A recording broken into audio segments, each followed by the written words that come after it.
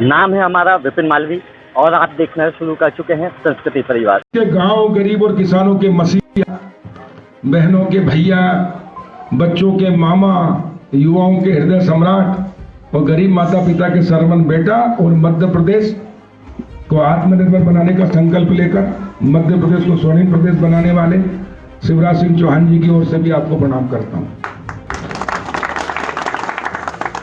भारत के प्रधानमंत्री नरेंद्र मोदी जी,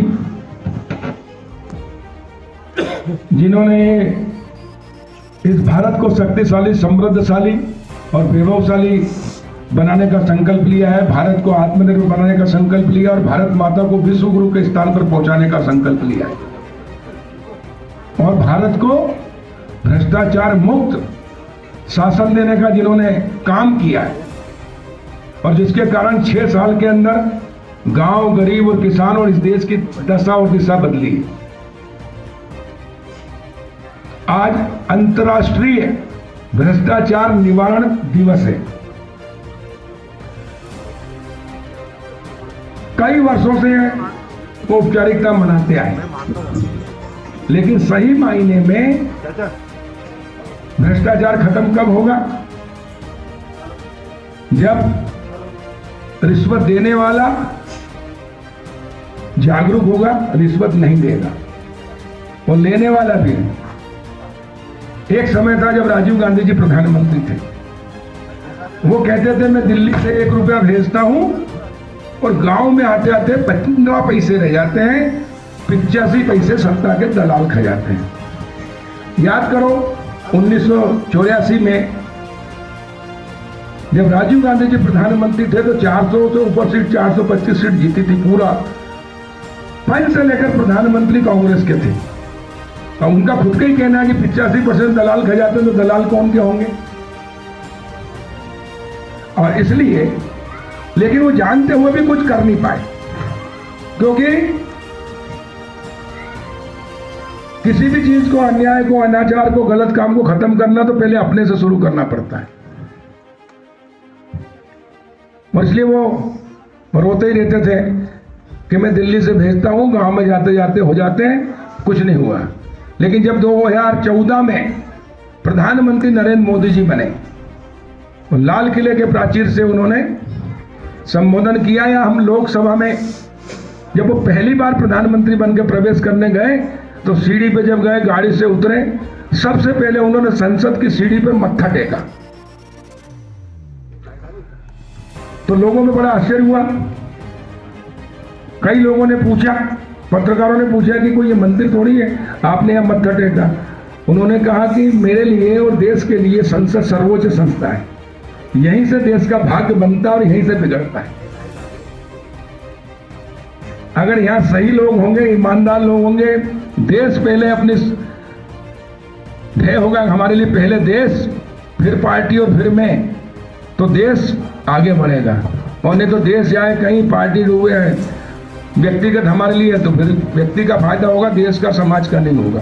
और इसलिए उन्होंने कहा मेरे लिए राष्ट्र मंदिर है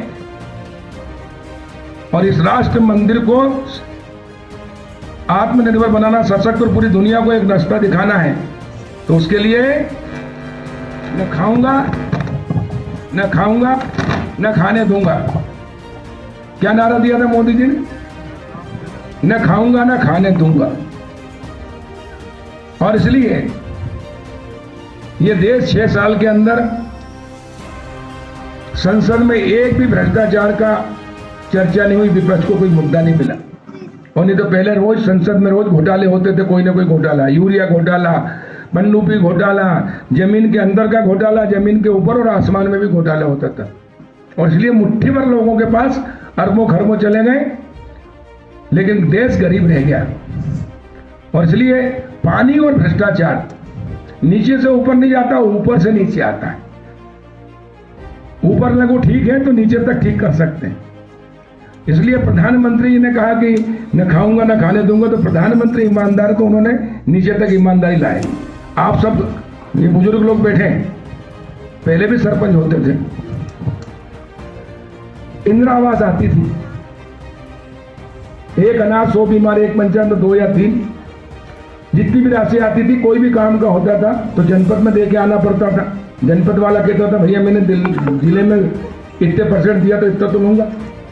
जिले वाला कहता था मैंने भोपाल में इतना दे के आया जब लिया। भोपाल वाला कहता था मैं दिल्ली में दे के आया जब लिया। तो आधा पैसा तो उसी में चल जाता था। जब सरपंच कहता था कि जब मैं ऊपर दे के आया तो मैं ईमानदारी से कहाँ से करूँ, तो जो पैसा ज्यादा लगता था बोली लगती थी इंदिरा आवास। मोदी जी ने खाली नारा नहीं दिया कि भ्रष्टाचार मुक्त शासन दूंगा या खाऊंगा ना खाने दूंगा, उन्होंने व्यवस्था बदली।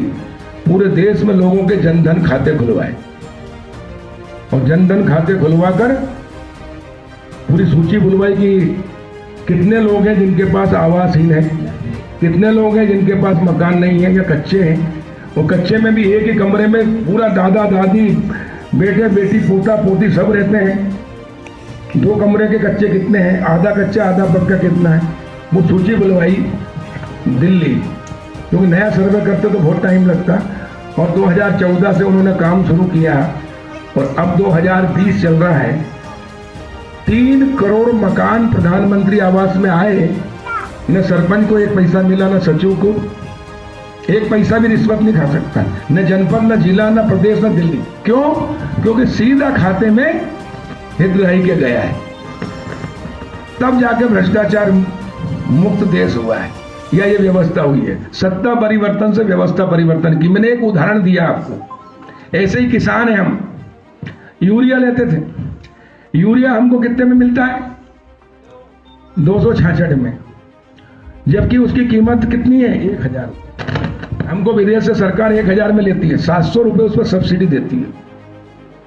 पहले के राज में, कांग्रेस के शासन में, यूरिया किसानों के नाम पे बिल बन जाते थे, उद्योगपति सब्सिडी खाते थे। 36,000 करोड़ रुपए साल की बड़े बड़े मुट्ठी भर लोगों के पास जाता था, फैक्ट्रियों में चल जाता था। मोदी जी ने कुछ नहीं किया, एक काम किया, नीम कोटेड कर दिया। नीम जो आता ना, इसको कोटेड कर दो, अगर फैक्ट्री में डालेंगे फैक्ट्री जाम हो जाएगी। और इसलिए 100% यूरिया नीम कोटेड किया, जिसके कारण अब फैक्ट्री वालों को दो, फ्री में तो नहीं लगाएगा, बोले फैक्ट्री बंद थोड़ी करना, करोड़ों की फैक्ट्री। और पूरा किसान के अलावा कोई दूसरे काम में नहीं आएगा। और अब POS मशीन लगा दी। अभी किसान कहते हैं अरे भैया बहुत दिक्कत जाती है, वो अंगूठा लगाना पड़ता है, ये करना पड़ता। अरे यूरिया किसके लिए है? किसान के खेत में डालने के लिए कि बिचौलियों के लिए? आजाद भारत में अब तक बिचौलिया कमाते थे मुट्ठी भर लोग, उनको ऊपर राज्य प्राप्त होता था, अधिकारियों का भी सुरक्षा प्राप्त होता था। और वो मोदी जी ने सीधा किसान को कहा कि जितने 1 एकड़ वाला तो उसको कितनी लगेगी उतना ले जा, 2 एकड़ वाला तो जितनी जमीन है उतना मिलेगा। और POS मशीन में अंगूठा लगाने के बाद अभी हमने जब जांच कराई ना, तो दुकानदारों के पता लगा कि उनके नौकर चाकर पेड़ का अंगूठा, इसका अंगूठा लगा के कर सब के खिलाफ कार्रवाई हो रही। तो व्यवस्था सुधारने के लिए हमको भी सुधरना पड़ेगा, तब जाकर देश सुधरेगा। कहने से नहीं हो जाता भ्रष्टाचार को। तो हर आदमी कहता है, 1 अंगली उठा दो तो 3 अपने तरफ आती है। और इसलिए इन 6 वर्षों के अंदर हजारों करोड़ जो रिश्वत में मुट्ठी भर लोगों के पास जाते थे, वो देश का बचा है। और इसलिए गांव-गांव में सड़कें बनी। मैं आपसे पूछता हूं, मैं भी छोटा था जब लोटा लेके जाता था, कि दादा जिंदगी निकल गई। अभी शादी में आए, बारात बाहर खड़ी रहती थी, गांव बाहर, नाक पकड़ के खड़ा रहना पड़ता था, दोनों साइड गंदगी रहती थी। हमारी माताएं बहनें लोटा लेके जाती थी, 10 बार उठ बैठ लगाना पड़ता था। कोई गाड़ी आई फिर खड़ी हो गई, फिर गाड़ी आई, तो हमारी आंखों को पाप लगता था और हमारे माथे पे कलंक था। 70 साल में एक भी शौचालय बनाया क्या कांग्रेस ने? नहीं बनाया ना। और मोदी जी ने 6 साल के अंदर, 5 साल के अंदर खुले शौच से मुक्त कर दिया। कहीं गंदगी दिखती है गांव के चारों तरफ? और जितने गोए हैं वो गुखंडी रहती थी। फिर भी कहीं भी गाड़ी में आए तो घर में गंदगी लाते, उससे बीमार होते थे। अब लोग बीमार नहीं पड़ रहे, उसका कारण क्या है? स्वच्छता। लेकिन जब मोदी जी ने लाल किले से कहा था, झाड़ू हाथ में लिया था, शौचालय की बात की थी, खुले शौच से मुक्त करना है, हमारी माता बहनों का सम्मान बढ़ाना है, लोग हंसी उड़ाते थे। बोले प्रधानमंत्री सोच की बात, शौचालय की बात कर रहा हूं। मीडिया मजाक उड़ाता था, विपक्षी मजाक उड़ाते थे। लेकिन एक छोटा सा काम कितना बड़ा हुआ कि आज पूरा हिंदुस्तान खुले शौच से मुक्त हुआ। हमारे माथे पे कलंक था, वो मिटा। हमारी आंखें को पाप लगता था, उससे मुक्ति मिली, हमारी माता बहनों की इज्जत बची। ये है सत्ता परिवर्तन से व्यवस्था। एक नहीं, ऐसे सैकड़ों काम किए हैं। दूसरा, बीमार होते थे, मैं गरीब की भी बात कर रहा हूँ, किसानों की बात कर रहा हूँ, मैंने खुद भुक्तभोगी हूँ। अगर महिला बीमार पड़ गई तो माई के छोड़ जाते थे, चाहे पटेल हो चाहे पटवारी हो, बोले माँ बाप करा इलाज, है ना, सही है कि नहीं लौड़ा। और अब 5 लाख तक का इलाज कोई भी बीमार पड़ा सरकार कराएगी, कोई से भी हॉस्पिटल में ये करके। ये 5 साल के अंदर हुआ। ये क्यों हो पाया? क्योंकि भ्रष्टाचार खत्म किया मोदी जी ने, और वो जो पैसा बचा वो गरीबों के लिए शुरू किया। बाद में बता देना, मैं बोल लेना मेरे बात। ठीक, इलाज हो गया, अच्छे हो गए बेटे, बहुत शुभकामनाएं। कितने हुई आयुष्मान भारत में, प्रधानमंत्री जी तो उसमें, ऐसे अनेक नहीं सैकड़ों हजारों ये हुआ। ये है परिवर्तन। गांव में ये भैंसादा है, काला पानी कहते थे इसको। एक बार मैं भी आया था, पैदल चल के आया था श्योपुर से, अपने शिवपुर से, घुटने घुटने खींचे नाले के अंदर। अब गांव खुर्द में हमारे एक 13वीं थी समाज में, महिलाएं आई, वो रास्ता पकड़ के निकली, बह गई। 2 दिन बाद लाश मिली उनकी। कहीं 1 किलोमीटर गांव में सड़क थी क्या? मट्टी की भी सड़क बनाई क्या? जब अटल बिहारी वाजपेयी जी प्रधानमंत्री बने तो उन्होंने प्रधानमंत्री ग्राम सड़क योजना लाई। गांव में रहते 70% लोग, शहर में लेते हैं 30% लोग। बजट जो कांग्रेस की सरकार थी पहले, 30% की जगह 70% शहर में खर्च होता था, गांव में 30%। इसलिए गांव पिछड़ गए। मोदी जी ने कहा नहीं, जितने लोग गांव में उतना पैसा खर्चा। 68% लोग गांव में बचे तो 68% गांव में खर्च होगा। 32 शहर में तो 32। उसके कारण जो विकास का पहिया उल्टा था उसको सीधा किया और गांव गांव सड़कें बनी। जब शिवराज सिंह जी मुख्यमंत्री बने, मैं राजस्व मंत्री बना था, हमने मुख्यमंत्री ग्राम सड़क योजना बनाई। जो 500 की आबादी तक प्रधानमंत्री सड़क आती, उससे नीचे नहीं आती थी, तो वहां मुख्यमंत्री ग्राम सड़क, पहले ग्रेवल रोड, अर्थवर्क रोड, उसके बाद डामर किया। और अब किसानों को सबसे अधिक काम पड़ता है खेत में जाने का। सुबह 5 बजे उठ के किसान भी जाता है, मजदूर भी जाता है, मजदूर भी। लेकिन 80 कड़ी के गोए 10 कड़ी के भी नहीं बचे, घुटने घुटने कीचड़ में खप के जाना पड़ता है। अब हम मुख्यमंत्री खेत सड़क बनाएंगे पूरे, जितने हर गांव में, भैंसादे के अंदर भी 5-7 गोए होंगे, वो भी पूरे बनेंगे। अर्थवर्क होगा, मट्टी खेत से ऊपर 2 फुट, पुलियां होगी, और ग्रेवल रोड होगी, ताकि बारिश में झड़ी लगी हो तो किसान, मजदूर, महिलाएं, बच्चे और मवेशी भी जाए तो कीचड़ में नहीं खपे। ये है सुशासन और गांव गरीब किसानों के लिए करने का, ये हम काम कर, इसके लिए बजट है। लेकिन अभी तक 70 साल तक जिन लोगों ने 55 साल राज किया, उन्होंने एक परिवार के लिए, पूरे मुट्ठी भर लोगों के लिए लूट लिया, पूरा देश को गरीब कर दिया।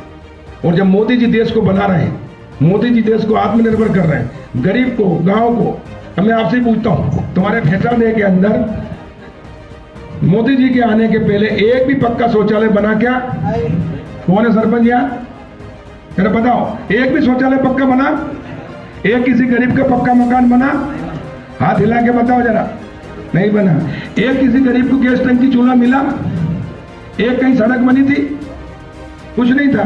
जो कुछ भी हुआ भारतीय जनता पार्टी की सरकार के समय, अटल जी और मोदी जी के समय हुआ है। और अब जब मोदी जी किसान को, देखो, देश को आत्मनिर्भर बनाने का संकल्प लिया। देश आत्मनिर्भर कब बनेगा? जब किसान आत्मनिर्भर होगा। और किसान आत्मनिर्भर कब बनेगा? जब उसकी उपज का उचित मूल्य मिलेगा, उसके खेत में सिंचाई की, बिजली की, पानी की व्यवस्था होगी, और जो पैदा करेगा उसकी लागत का लाभकारी मूल्य मिलेगा। और इसलिए आजाद भारत में 73 साल में पहली बार मोदी जी ने किसानों की, पूरे स्वामीनाथन आयोग की रिपोर्ट को लागू किया। देखा कि हमको गेहूं उत्पादन करने में कितना खर्चा होता है, बीज कितने का लगता है, खाद कितना लगता है, दवाई कितनी लगती, पानी का, मजदूर का, और हमारी खेती का, जमीन का, उसका ब्याज। उस प्रकार आया मान लो कि हमारा 1500 रुपये खर्च लग रहा है या 1300 रुपये खर्च लग रहा है, तो उस पर 50% लाभ देंगे हम उसको, और तब समर्थन मूल्य घोषित करेंगे। और उसके कारण 1975 रुपये समर्थन मूल्य घोषित किया है हर फसल का। मान लो 3000 रुपये हमारे उसमें सोयाबीन पे खर्च आता है, तो 1500 रुपये उसका ऊपर लाभ। ताकि खेती लाभ का धंधा बने, लागत कम हो और आय ज्यादा हो। लेकिन जिन लोगों ने न तो सिंचाई की व्यवस्था की, न बिजली की व्यवस्था की, न किसानों के गांव में, ये आबादी में गांव बसते हैं, ये भैंसादा गांव काय में है, ये आपका मकान काय में है, ये जितने मकान बने, अब ये मकान और प्लाट की कीमत होगी 1 लाख, 2 लाख, 4 लाख, 5 लाख और मकान वहीं पे मकान जो है हमारा, मकान जो है हमारा 10 लाख का भी हो सकता है, 25 का भी हो सकता है, 50 का भी हो सकता है। तो पूरे गांव में कितने मकान हैं? 200-250 मकान है, जिसमें गरीब के भी होंगे।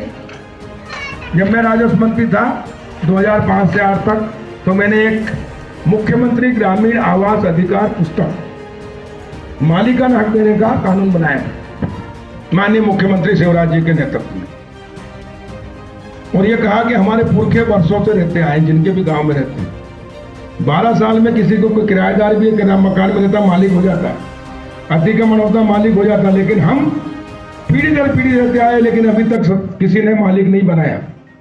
और मालिक नहीं बनने के कारण, उसको स्वामित्व या अधिकार पत्र मालिकाना हक नहीं मिलने के कारण हमारे गांव के प्लाट की, हमारे मकान की कोई वैल्यू नहीं है। 1 रुपए की जमानत नहीं ले सकते कोर्ट में, अगर जरूरत पड़ जाए तो 1 रुपए का लोन नहीं मिल सकता। दुकान के लिए, मकान बनाने के लिए, व्यवसाय के लिए, cold storage, food processing plant, और इसलिए देश में 70 साल तक गांव पिछड़ते गए। मुट्ठी भर शहर के लोग आगे बढ़े, क्योंकि कोल्ड स्टोरेज पे 50% सब्सिडी है। 5 करोड़ का अगर कोई बनाएगा कोल्ड स्टोरेज, 2.5 करोड़ की सब्सिडी है। अब गांव के लोग भी भैंसादे के इकट्ठे मकान करके, उन्होंने कहा हमारे गांव की वैल्यू 100 करोड़, 50 करोड़, 10 करोड़ तो होगी। 10 करोड़ बैंक में गारंटी में रख देते हैं, अगर पहले से या मालिकाना हक मिल जाता तो फूड प्रोसेसिंग प्लांट बन जाता, कोल्ड स्टोरेज बन जाता, वेयर हाउस बन जाता, प्याज के गोडाउन बन जाते, आलू बनाने की चिप्स की फैक्ट्री लग जाती, टमाटर पैदा करते हैं तो स्वाद फैक्ट्री बन जाती, मिर्ची पैदा करते हैं तो मिर्ची बिक गई, ठीक है, नहीं तो उसके अचार बनाने का काम कर लेते हैं। और सब्सिडी 50%, 40%, 35%, 30% मिलती, वो भी लाभ मिलता।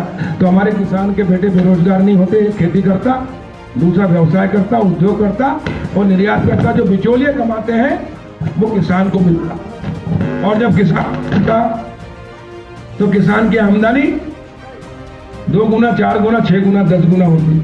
उदाहरण के लिए हम प्याज टमाटर पैदा करते हैं, गोभी का फूल पैदा करते हैं, गोभी पैदा करते हैं, बाजार में जाते हैं बेचने, तो उसमें 3 महीने हम मेहनत करते हैं, खाद बीज दवाई हम देते, पूरा परिवार लगता है, ठंड में, गर्मी में, रात में, दिन में। करंट लगे तो किसान मजदूर को, सांप बिच्छू गोरा खा तो किसान मजदूर को। और जब बाजार में बेचने जाते तो 1 रुपए में बिकता, 75 पैसे तो उसमें लागत लग जाती, 54 नहीं मिलता। और वही व्यापारी 1 रुपए में लेता, उसी समय 15 मिनट आधे घंटे बाद वो 1.25 रुपए में दे देता है, दूसरे को 1.5 रुपए में दे देता है। 1.25 वाला 2 में बेचता है, 2 वाला 2.5 में देता है। फुट का जो सब्जियां बेचने वाले बेचारे 3 रुपए में उपभोक्ताओं को मिलता है। तो एक दिन में वो 1 रुपए का 3 रुपए हो जाते हैं, बिचौलियों के पास जाते जाते। और 90 दिन में किसान को चवन्नी, तो 90 दिन में 1 रुपए के 270 हो जाते हैं। तो 1 रुपए से 270 कर लेते हैं, और हम 75 पैसा खर्च करके 90 दिन में 5 चवन्नी कमाते हैं। और इसलिए खेती घाटे का धंधा है, बिचौलिए कमा रहे हैं। मोदी जी ने नया जो एक्ट लाए हैं, ये बिचौलिए खत्म करने का एक्ट है। अब प्रधानमंत्री स्वामित्व योजना आ गई है। 24 अप्रैल 2020 पंचायत दिवस था, ये सरपंच जो रहे उनको पता है।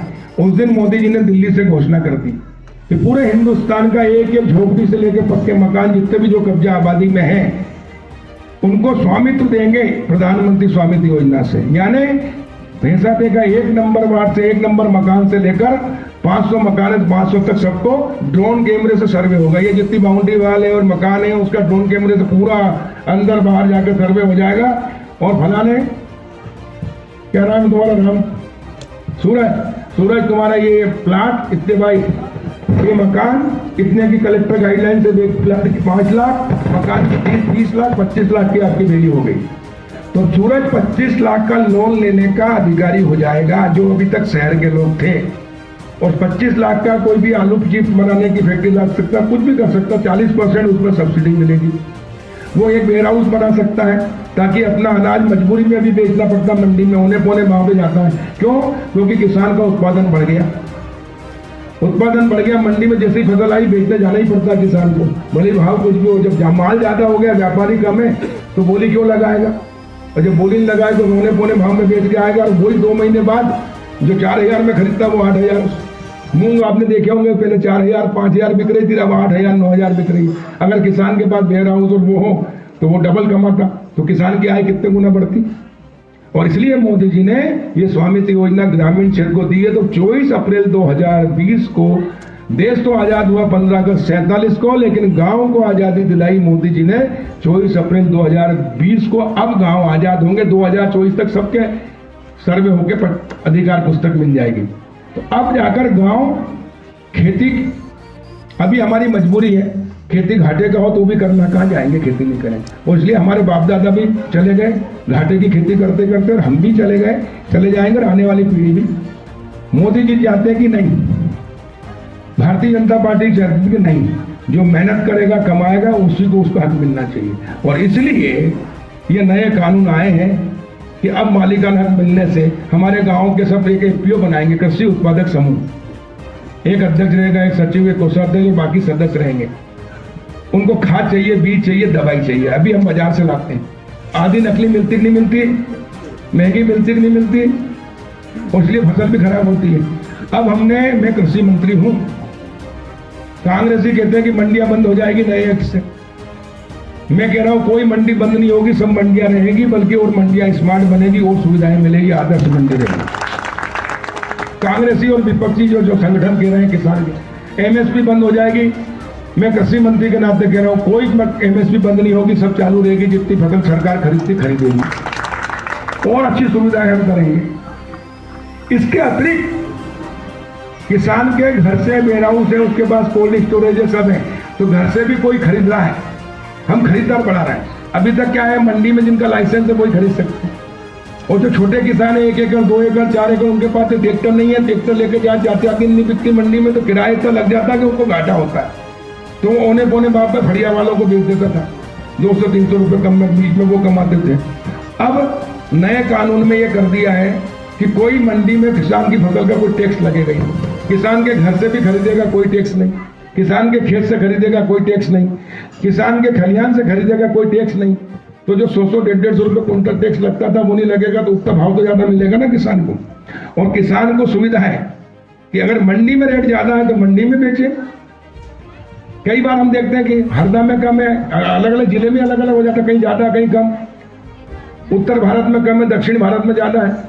तो किसान पूरे हिंदुस्तान में एक देश एक बाजार कर दिया, कहीं भी माल बेच सकता है। यहाँ बैठे बैठे ई ट्रेडिंग पे करके कि हमारा ये ग्रेडिंग वाला माल है, ये जो बोली लगा देश में कोई भी खरीद सकता है। तो जिसको, तो किसान को ज्यादा रेट मिलेंगे कि नहीं मिलेंगे? उसको लगता है कि समर्थन मूल्य ज्यादा है, मंडी में ज्यादा वहां बेचे, और उससे ज्यादा घर बैठे उसको अगर कोई खरीदने आ जाए। मैं किसान हूं, मेरा 1975 समर्थन मूल्य देऊंगा, मंडी में 1800 बिक रहा है, वो मेरे घर बैठे कोई आ रहा कि मैं आपको 2200 रुपये दे रहा हूँ, आपका गेहूँ बहुत अच्छा है, मैंने ई प्लेटफॉर्म पे डाल दिया। आजकल व्हाट्सएप चलते हैं, ग्रेडिंग करके चमक वाला, और किसी दिल्ली के बैठे हुए, मद्रास, कलकत्ता, बम्बई में बैठे हुए किसी व्यापारी को लगा कि गेहूँ एमपी का बहुत अच्छा अपने नाम चलता, उसने मेरा नंबर दे दिया, मैंने डाल दिया, उसने फोन किया कि आपका गेहूँ मैं 2200 रुपये में खरीद रहा हूँ। मैं कहा नहीं, मैं 2300 लूँगा।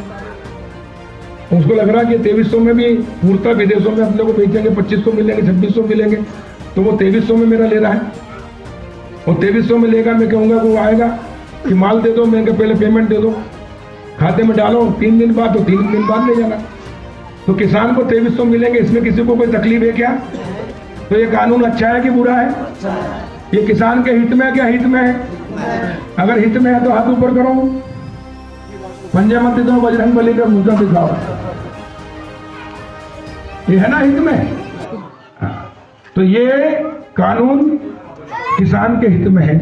एक अभी तो एक बताया मैंने, यानी किसान खेत से, खलिहान से, घर से, देखो खेत में जाता है, मंडी में तो डीजल लगता नहीं लगता, 4-4 8-8 दिन नंबर लगाना पड़ता, आधा माल फेंक देते।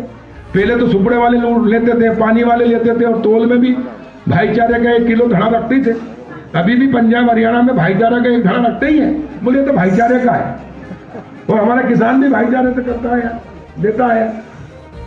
और इसलिए ये मोदी जी ने कहा, तो इसमें व्यापारी, दूसरा व्यापारी लिमिटेड है, मांग ज्यादा है पूर्ति कम है तो भाव बढ़ेंगे, और मांग कम है पूर्ति ज्यादा तो भाव घटेंगे।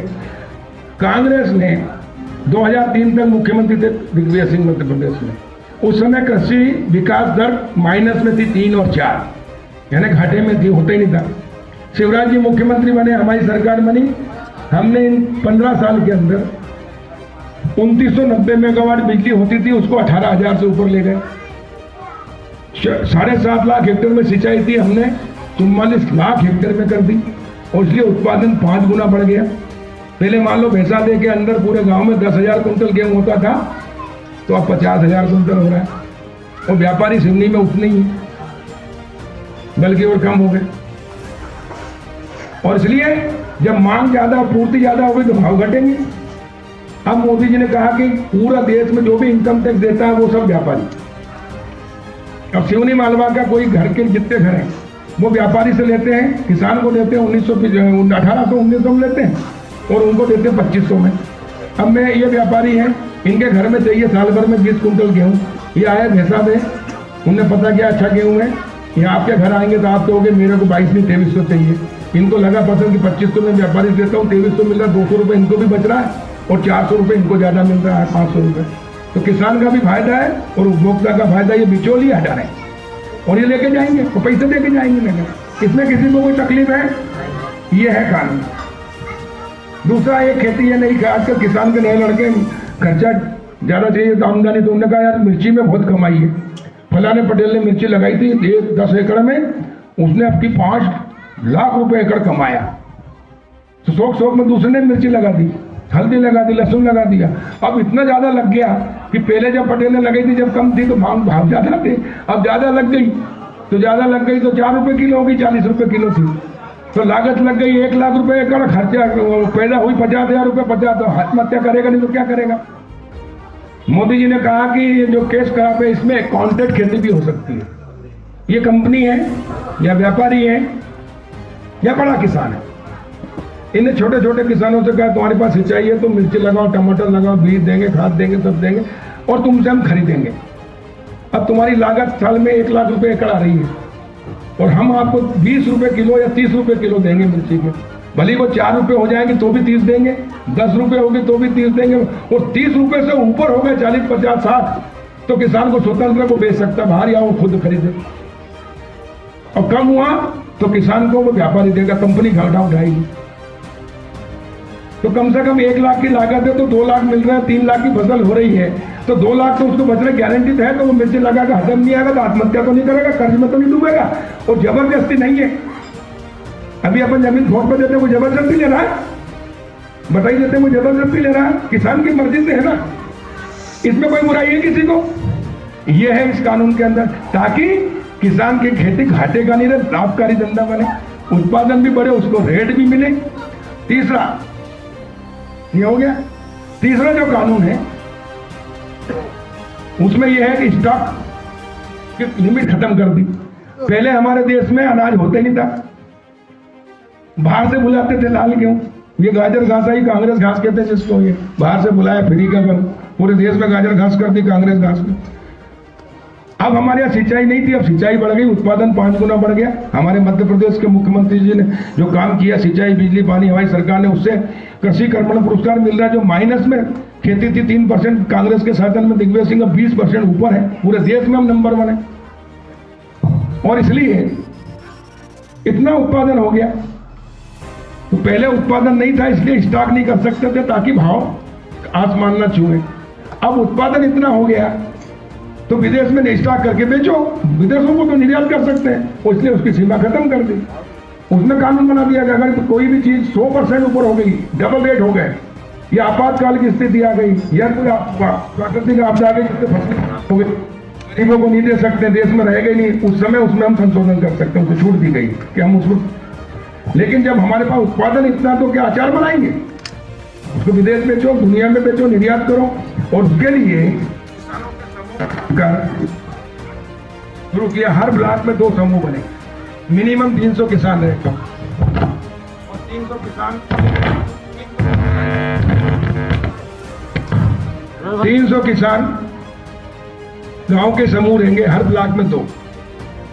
वो खेती करेंगे तो उनको बीज, खाद, दवाई समूह के लोग देंगे, किसान ही देंगे। और जब किसान इकट्ठा माल खरीदेगा, हम मंडियों को और स्मार्ट बना रहे हैं। अभी हम माल लेके जाते हैं, मंडी में बेचते हैं, फिर कहीं जाके डीजल लेते हैं, फिर कहीं गाड़ी खड़ी करते हैं, पुलिस वाले आ जाते हैं, डंडा चलाते हैं, लाओ जुर्माना यहाँ मत खड़ी करो। किसी दुकान के सामने, मकान के सामने खड़े करते, सिवनी में खड़े नहीं करने देता, खड़े करते तो जाम लग जाता है। क्यों ना मंडी के अंदर ही खरीदार माल बेच के आए, वहीं उसको खाद, बीज और दवाई मिल जाए। हम गोडाउन बना रहे हैं, बड़ी बड़ी कंपनियों को सीधा डीलरशिप दे रहे हैं ताकि एफपीओ सीधा ले। तो जो बिचौलिए कमाते 4-5, 10-15%, वो किसान को छूट मिलेगी तो 10%, 5% सस्ता मिलेगा। और मंडी में रहेगा तो हम उसकी सैंपलिंग करेंगे तो ओरिजिनल मिलेगा। तो ओरिजिनल जब खाद और बीज दवाई आएगी तो उत्पादन डबल हो जाएगा। तो वही डबल की बचत हो गई और लागत भी कम होगी। साथ में किसान के लिए बाजार रहेगा, किसान बाजार, जिसमें सुई से लेकर हार्वेस्टर तक ले सकता हो, गाड़ी भी ले सकता है, जो कपड़े जूते लेकर जो चाहिए उसको, ताकि वहीं से अपने ट्रैक्टर ट्राली भरे और सीधे घर आ जाए। तो नहीं तो उसका डीजल जलाने समय खराब हो, न उसके साथ लूट हो। ये हम व्यवस्था कर रहे हैं। किसान हमारा अन्नदाता, हम मंडी में जाएंगे, हम चंदन लगा के स्वागत करेंगे, आइए अन्नदाता, जीवनदाता। क्योंकि अभी लॉकडाउन में, कोरोना के संकट में किसान ही था जिसने देश को जिंदा रखा। अगर किसान के खेत में लॉकडाउन हो जाता, उद्योग धंधे, व्यापार, व्यवसाय, पान, चाय, होटल सब बंद हो गई, अगर खेती बंद हो जाती तो दोनों टाइम का भोजन कहाँ से मिलता, सब्जी दूध कहाँ से मिलता, जिंदे कहाँ से रहते। और इसलिए किसान जीवन दाता है। इसको आत्मनिर्भर बनाने के लिए मोदी जी ने ये कानून में संशोधन किया है। अब किसान का बेटा खाली खेती करने के लिए, घाटे की खेती करने के लिए हम पैदा नहीं हुए। अब हम भी पढ़ लिख कर योग बन गए। अब हमारे भी योग प्रतिनिधि सत्ता में आ गए। हमारा प्रतिनिधि प्रधानमंत्री बन गया, हमारा प्रतिनिधि मुख्यमंत्री बन गया, हमारा प्रतिनिधि कृषि मंत्री है।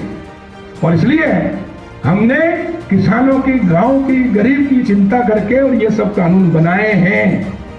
अब बिचौलिए अलग हो जाएंगे।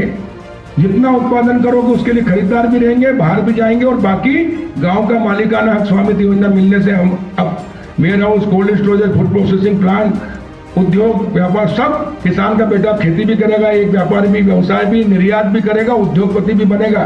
जो मुट्ठी भर लोगों ने अरबों खरबों कमाए शहर के, अब वो गांव के करोड़ों करोड़ लोग कमाएंगे। जब किसान आत्मनिर्भर होगा और साल भर खेती होगी तो मिर्ची, टमाटर ये लगे, मजदूरों को रोजगार मिलेगा। 12 ही महीना मजदूरों को रोजगार मिलेगा तो मजदूर के घर भी दोनों टाइम चूल्हा जलेगा, भोजन होगा, उसको भी कहीं भीख मांगने नहीं जाना पड़ेगा। और इसलिए तब जाकर देश आत्मनिर्भर होगा, सक्षम होगा, दुनिया में हम नंबर 1 होंगे। पहले जो सोने की चिड़िया थी, फिर से मोदी जी इस देश को सोने की चिड़िया बनाना चाहते हैं, किसान को कर्ज से मुक्त करना चाहते हैं। यह है कानून। अब जो विरोध कर रहे हैं वो कौन लोग हैं? ये बिचौलिए हैं। पंजाब में आड़त प्रथा, दादा पहले अपने यहाँ भी आड़त प्रथा थी ना। अपन क्या करते थे, सेठ के वाले जाते थे माल, वो कितनी आड़त काटता था। सब्जियों के अंदर अभी भी 8% खरीदार से 8% लेवाल से लेते, 16%। कितना होता, करोड़ों रुपए कमाते हैं। ये आड़तीय जो है ये हजारों करोड़ कमाते हैं। अब ये प्रथा बंद हो जाएगी, सीधे किसान जुड़ जाएगा, उपभोक्ताओं को भी सस्ता मिलेगा। हमारा आलू, प्याज, टमाटर 2 रुपए 4 रुपए, जैसे ही उद्योगपतियों बड़े पास जाता है 80 रुपए हो जाता है। तो 2-4 के 40 कौन करता है? एक उदाहरण देके बताऊंगा। टमाटर हमने अभी इसी साल, मैंने जब लॉकडाउन था तो भोपाल में बैठ के एपीडा से, दिल्ली से मैंने बातचीत की। एपीडा के माध्यम से मैंने जितने निर्यातक हैं, बम्बई, कलकत्ता, मद्रास, उनसे बातचीत की। उनको पूछा कि किसानों से टमाटर,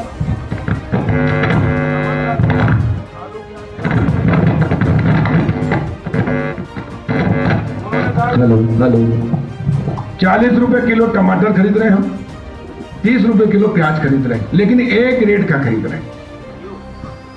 एक रेट का मतलब अच्छी क्वालिटी का। और उसी समय मैंने किसानों से पूछा, मेरा जिला अध्यक्ष अमर सिंह है, उसने 50 एकड़ में से 20 एकड़ में टमाटर लगाया, 20 एकड़ में मिर्ची लगाई, 10 एकड़ में बैंगन लगाया। मैंने पूछा, अमर सिंह तेरा टमाटर क्या भाव बिक रहा? बोले भैया किराए का भाड़ा नहीं निकला, 4 रुपए किलो। प्याज 2 रुपए किलो, किसान से 2 रुपए किलो, 4 रुपए किलो लेकर और 40 रुपए किलो में, तो कौन सा उनने हीरा जवाहरात लगा दिया उसमें? कुछ नहीं किया। एक काम किया कि जितना माल किसान, तो क्या होता है जैसे ही निकला खेत में से, न धार धरते न कुछ करते न सफाई करते, सीधा मंडी में जो रेट बिके, जैसे कोई खत्म हो जाता है तो उसको जलाने जाते हैं और पंच लकड़ी देते हैं, एक साथ उठकर जैसे ऐसा करता है। उसने कुछ नहीं किया। व्यापारी ने इकट्ठा किया, 1 कुंटल टमाटर 4,000 रुपए में खरीदा। उसने 40% ए ग्रेड का माल निकाला, उसमें से 20% बी ग्रेड का माल निकाला, फिर 20% सी ग्रेड का माल निकाला, फिर 20% डी ग्रेड का माल निकाला, अलग अलग उसी 1 कुंटल में जो हमारे चार। ए ग्रेड का माल उसने 40 रुपए कुंटल बेचा, किलो 40 रुपए किलो बेचा, तो 40 किलो का कितना हो गया है? 1600 रुपये ज्यादा होगा ना? हाँ, 1600 हो गया। उसके बाद उसने बी ग्रेड का 30 रुपए बेचा, फिर 20 रुपए और 10 रुपए, तो कितना हो गया? और आपका पूरा 4 रुपए के हिसाब से कितना? 400 रुपये होगा। तो 400 रुपए किलो कुंटल किसान को और 40,000 या 4,000 5,000 उसको, तो 10 गुना रेट किसको मिलता? अब मोदी जी ने कहा कि जो हमारे एफपीओ बनेंगे, हमारी प्रॉपर्टी का मालिकाना हक होगा, हमारे गांव समूह बना लेंगे कि हमारे गांव में कितने मिर्ची, कितना टमाटर, कितना प्याज, लहसुन, हल्दी, जो भी चीज होती है, अनाज, गेहूं, ये अगर लाल तुअर होती, चना होता, तो उसकी फैक्ट्री हम लगा लेंगे। 40% हमारे लड़के जो पढ़े लिखे नौकरी लग रही है, भटक रहे चपरासी बनने के लिए, बाबू बनने के लिए, क्या वो फैक्ट्री डालेगा? वो नौकरी देने वाले हमारे गांव के लड़के बेरोजगार घूम रहे, शहर में जाते हैं, झुग्गे झोंपड़े में रहते, गंदगी में, अभी लॉकडाउन में भटक के आए, हालत खराब, वो उनको वहीं रोजगार मिलेगा। हमारे लड़के गेहूं की मैदा मिल बना लेंगे, हम तुअर दाल की दाल मिल बना लेंगे, हम ऑयल मिल बना लेंगे, और हम वेयर हाउस, कोल्ड स्टोर सब बनाकर और टमाटर के इसकी सबकी वो व्यवस्था कर लेंगे, और फिर हमारा माल बेचेंगे, तो हमारा रोजगार भी होगा और हमारी मर्जी से होगा। और जो बिचौलिए कमाते थे, बिचौलिए नहीं कमाएंगे, गांव के लोग तो गांव में आत्मनिर्भर होगा कि नहीं होगा? गांव होगा कि नहीं होगा? बताओ। ये इस तरह से गांव को आत्मनिर्भर बनाने का काम ये मोदी जी कर रहे हैं, देश को आत्मनिर्भर बनाने का काम कर रहे हैं। इससे गरीबी दूर होगी, बेरोजगारी दूर होगी, भुखमरी दूर होगी, और मुट्ठी भर बिचौलियों के पास जो अरबों खरबों हैं, वो करोड़ों लोगों के पास जाएंगे, 130 करोड़ के पास। तो बताओ भाई, किसान भाइयों, ये आपके हित में है? हाथ उठा के बताना, ये मोदी जी ने जो कानून बनाया है आपके हित में है कि नहीं? और जो ये विरोध कर रहे हैं, दलालों के लिए कहने में कर रहे हैं कि नहीं कर रहे हैं? इनके चक्कर में आओगे क्या? तो बोलो मोदी जी, मोदी जी तुम राज करो, मोदी जी तुम कानून किसानों के हित में लागू करो, ठीक है? तो ये कानून है। पर अभी तक इसके पहले आपको पता था क्या ये कानून क्या है? नहीं था। तुमको क्या मालूम भैया? जो विरोध कर रहे हैं उनको ही नहीं मालूम। कल टीवी के ऊपर बैठा था मैं, कांग्रेस के नेता भी थे, पूर्व मंत्री ब्रजेंद्र सिंह राठौर। मैंने उससे बोला कि इनसे पूछो कि कानून क्या है, अगर ये कानून बता देंगे तो हम मान लेंगे। उन्होंने नहीं मालूम उनको। एक विधायक आया, उससे पूछा कानून क्या, बोले नहीं मालूम। हमारे ऊपर से राजीव गांधी ने, राहुल गांधी ने कहा, मान लिया। इनका नेता कंफ्यूज। राहुल गांधी को ये नहीं मालूम कि टमाटर और आलू नीचे होता, जमीन के ऊपर होता, प्याज नीचे होता कि ऊपर होता है। वो कहता है कि आलू हम डालेंगे फैक्ट्री में, इधर से उधर से सोडा। तो इसलिए लोगों को ये नहीं पता कि जमीन के नीचे फसल होती है कि ऊपर होती है, कि कहाँ क्या होती है।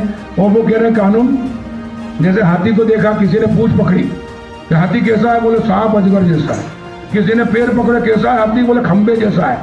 किसी ने सूंड पकड़ी, कैसा है, बोले गणेश जी जैसा है। कान पकड़े, सुपड़े जैसा है। ये स्थिति है इनकी। और हमारे लोग भी भोले भाले आ जाते हैं बहकाव में। कल टीवी वाले पूछ रहे थे किसान भारत बंद कर रहे हैं, मैंने कहा बिल्कुल गलत। किसान सड़कों पे, मैंने कहा नहीं है। मैंने कहा ये जो देश विरोधी लोग हैं, जो नहीं चाहते हैं कि देश सक्षम हो, जिन्होंने 70 साल तक देश को गरीब रखा, भूखमरी, बेरोजगारी, दुनिया भर के किसान को घाटे का धंधा, अब मोदी जी उनको सक्षम बना रहे हैं। और इसलिए इनको लगता है कि अगर मोदी जी ने यह काम कर दिया तो हमेशा के लिए हमारी राजनीति खत्म हो जाएगी। वैसे भी कांग्रेस खत्म हो गई। मैंने कहा ना शुरू में, 70 साल में एक शौचालय नहीं बनाया, मोदी जी ने करोड़ों शौचालय बना दिए। आज पूरा देश खुले शौच से मुक्त हो गया, गांव गंदगी से मुक्त हो गए, इसलिए हम सब स्वस्थ हैं। गरीब आदमी के पास एक भी 70 साल में एक पक्का मकान नहीं था। मोदी जी ने 3 करोड़ मकान बना दिया। 24 तक सबके पक्के मकान हो जाए, कोई झुग्गी झोपड़ी नहीं रहेगी। एक हमारी माता बहन है कि गरीब के तो क्या, किसान के पास भी गैस टंकी चूल्हा था क्या? हमारी माता बहन ने चूल्हा फूक फूक के आंखें खराब कर ली थी धुएं के कारण। आज हर घर में गैस टंकी चूल्हा, 9.5 करोड़ बहनों को गैस टंकी चूल्हा दिया है। एक भी अब हर घर नल जल योजना, शहरों में नल जल योजना रही, गाँव में भी आएगी। और इसलिए इतने काम हो रहे हैं। अब ये सब हो जाएंगे तो कांग्रेस और विपक्ष खत्म हो जाएंगे। एक ही रहेगा, मोदी जी और भारतीय जनता पार्टी। और इसलिए पूरे लोग मिलकर, और जो हमारे दुनिया में जो हमारे भारत के विरोधी लोग हैं, जो विरोधी शक्तियां हैं, वो नहीं चाहती कि भारत आज दुनिया में नंबर 1 बने, वो इनको फाइनल करते हैं। बिचौलिए जो पंजाब में पैसे कमाते थे हजारों करोड़, उनके बिचौलियों की दुकानदारी कम हो रही तो वो इनको भड़काते हैं। और कांग्रेस और विपक्षी दल नहीं चाहते कि भारतीय जनता पार्टी मजबूत बने, देश में राज करे, ताकि देश आगे बढ़े, नहीं चाहते। वो लोग किसानों को गुमराह करके भड़का रहे हैं। और हर पार्टी के कोई ना कोई समर्थक होते ही है।